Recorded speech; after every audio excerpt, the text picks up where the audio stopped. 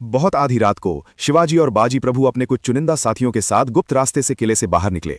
बारिश और घने जंगलों के बीच वे तेजी से आगे बढ़ रहे थे। बाजी प्रभु की आंखें सतर्क थीं, वे हर आहट पर नजर रखे हुए थे ताकि उनके राजा सुरक्षित रह सकें।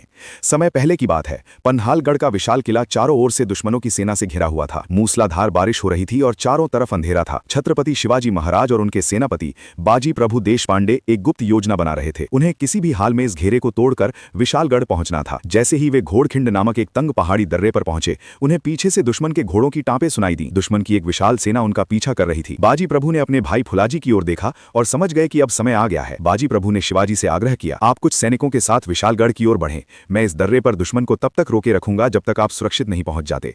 शिवाजी अपने मित्र को पीछे छोड़ने को तैयार नहीं थे, लेकिन बाजी का संकल्प अटूट था। शिवाजी महाराज आगे बढ़ गए। अब बाजी प्रभु और फुलाजी अपने मुट्ठी भर वीर मावलों के साथ उस तंग रास्ते पर खड़े थे। बाजी ने अपनी दोनों हाथों में भारी तलवारें दंडपट्टा थाम ली। उन्होंने गरज कर कहा, जब तक विशालगढ़ से तोपों की आवाज नहीं आती, दुश्मन का एक भी सैनिक इस दर्रे को पार नहीं करेगा। दुश्मन की सेना एक लहर की तरह आई, लेकिन बाजी प्रभु एक चट्टान की तरह खड़े रहे। वे बिजली की गति से अपनी तलवारें चला रहे थे। अकेले बाजी प्रभु सैकड़ों सैनिकों पर भारी पड़ रहे थे। हर प्रहार के साथ वे अपने राजा की सुरक्षा सुनिश्चित कर रहे थे। भीषण युद्ध चल रहा था। बाजी प्रभु और फुलाजी लहूलुहान हो चुके थे, लेकिन उनकी हिम्मत नहीं टूटी।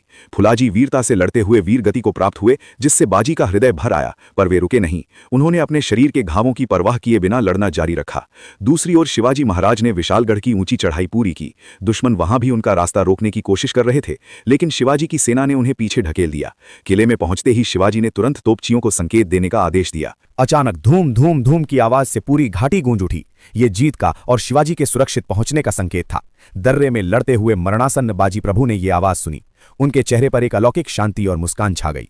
बाजी प्रभु ने अपना कर्तव्य पूरा किया और वीर गति को प्राप्त हुए। उनकी इस महान कुर्बानी के कारण उस दर्रे को हमेशा के लिए पावन खिंड यानी पवित्र दर्रा नाम दिया गया। आज भी उनकी वीरता की कहानियां हवाओं में गूंजती हैं, क्योंकि उस दिन एक साधारण आदमी अपने संकल्प से किसी भी किले से बड़ा बन गया था।